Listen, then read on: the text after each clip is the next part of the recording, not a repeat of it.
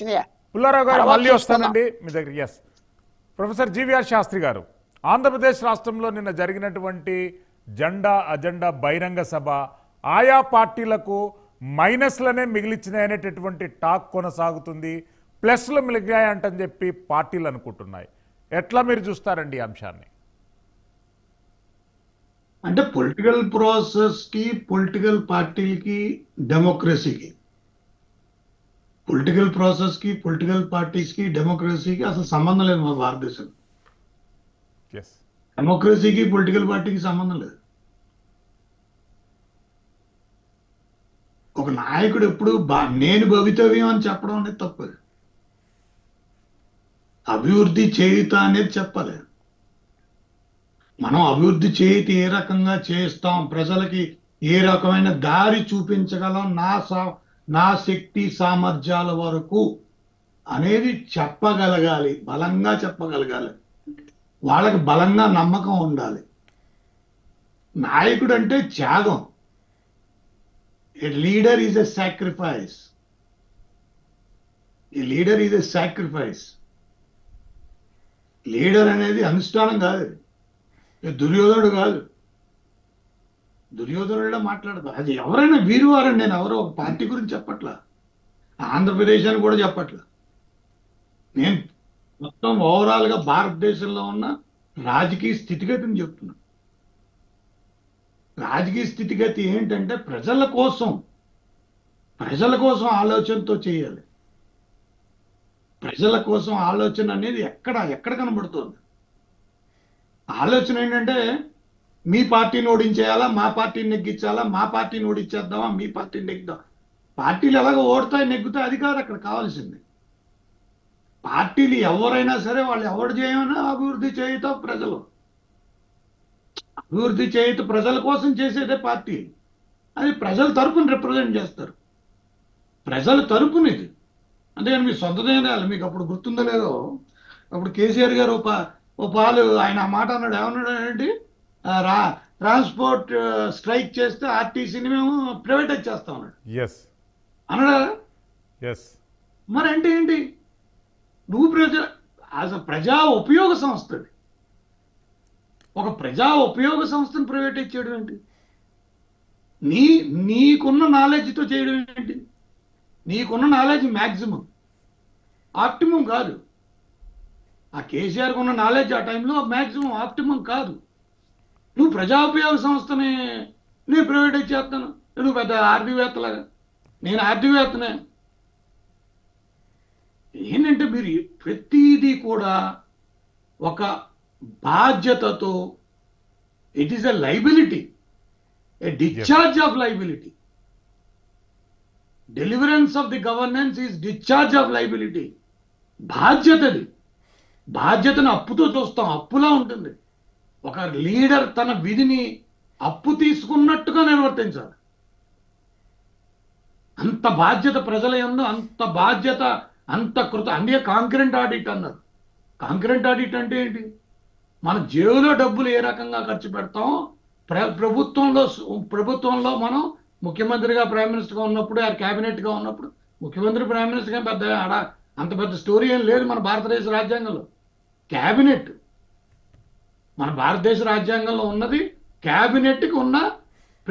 క్యాబినెట్కి ఇచ్చారు అధికారం, ముఖ్యమంత్రికి ప్రైమ్ మినిస్టర్కి ఇవ్వలే. కానీ ఏంటంటే ఈ పొలిటికల్ సిస్టమ్ ఎలా తగులడిపోయిందంటే వాళ్ళ ఇళ్ళ నుంచి పుట్టుకొస్తున్నారు. మా పార్టీ, మా ప్రైవేట్ లిమిటెడ్ కంపెనీ అనే పద్ధతిలో ఏమవుతుంది, ఆ క్యాబినెట్కి అవకాశం, క్యాబినెట్లో చర్చించాలి, క్యాబినెట్లో పూర్తిగా చర్చించాలి, క్యాబినెట్లో నిర్ణయం తీసుకోవాలి.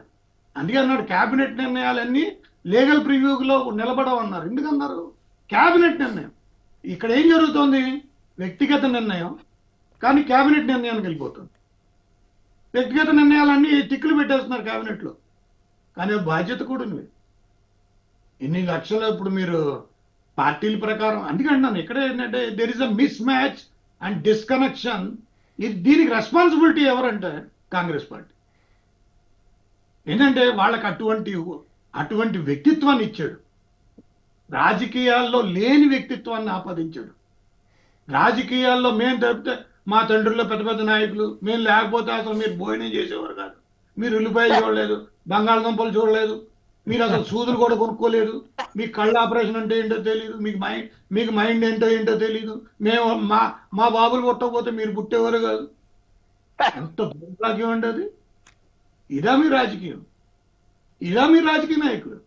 అంటే భారతదేశం వీళ్ళందరూ ఏమనుకుంటారంటే వీళ్ళంతా పెద్ద పెద్ద పివి నరసింహరావు గారు ఇందాక ఆయన అన్నాడు, పివి నరసింహరావు గారు ప్రైమ్ మినిస్టర్. ఆయన ప్రైమ్ మినిస్టర్ అవ్వలే, ఆయన ప్రైమ్ మినిస్టర్గా చేయించబడ్డాడు.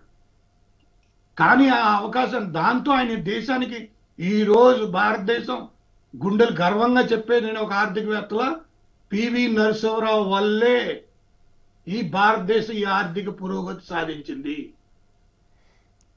పివి నరసింహరావు వల్లే ఆయన ఆ రోజు ఎకానమీని ఆ రకంగా మోల్డ్ చేయడం వల్ల, ఆ ఎకానమీకి సంబంధించి మిక్స్డ్ ఎకానమీలో జరుగుతున్న పరిణామాలని అర్థం పరమార్థంగా తీసుకుని దానికి ఏ దిశ ఇవ్వాలో కరెక్ట్ గా దిశను చేసి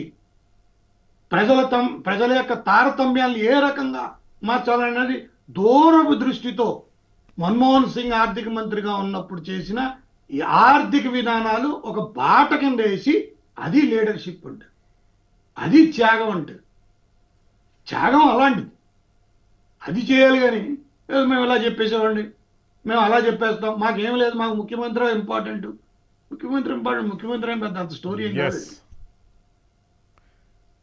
మీకు అర్థం చేసుకోండి. ఎందుకంటే రాజకీయ స్థితిగతికి process, political process, political parties and డెమోక్రసీతో ఇనుమడింపబడాలి. రాజకీయ యొక్క స్థిరత, రాజకీయ స్థిరత్వం అంటారు, అందుకే హిందీలో ఏమంటామంటే రాజకీయ స్థిరత్వం ఉంటే కనుక రాజకీయ చతురతతో ఆ గవర్నమెంట్. ఆయన ఎందుకు చేయవలసి వచ్చింది? జేఎంఎం దాంట్లో ఆయన కన్విక్ట్ అయ్యాడు. ఆ పార్లమెంట్ సభ్యులు పోటీ ఇది ఇవ్వకపోతే ఆయన గవర్నమెంట్ నిలకడగా. ఆయన ఏమని చెప్పేవాడు? ఎప్పుడైనా ఒక మాట చెప్పేవాడు. ఏమని చెప్పాడు? యువర్ గవర్నమెంట్ ఈజ్ మైనారిటీ అంటే ఏమనేవాడు? ఒప్పుకునేవాడు కదా ఆయన. ఆయన ఏమన్నాడు? It is a just shortfall of majority అనేవాడు. Just shortfall of majority అనేవాడు. అంటే ఏంటి? అది చతురత. ఆయన తపన ఏంటంటే ప్రజలకు ఇది చెయ్యాలి, అది ఒక వ్యక్తి అంటే, నేను పివి నరసింహరావుని పొగడానని కాదు, ఒక వ్యక్తి తన ఏ సమయంలో తను పదవిలో ఉన్నప్పుడు ప్రజల కోసం తప్పించాలి, ప్రజల కోసం పరితపించాలి, ప్రజలకు ఒక మార్గం చూపించాలి, ప్రజల్ని ఈ జయ సాధన తీసుకెళ్ళాలి, సమస్యలు లేని వాతావరణాన్ని చూపించవలసిన బాధ్యత, అప్పుతో తీసుకోవడం బాధ్యత, సమస్యలు లేని వాతావరణం. చాణక్యుడు చెప్పిన అర్థశాస్త్రం.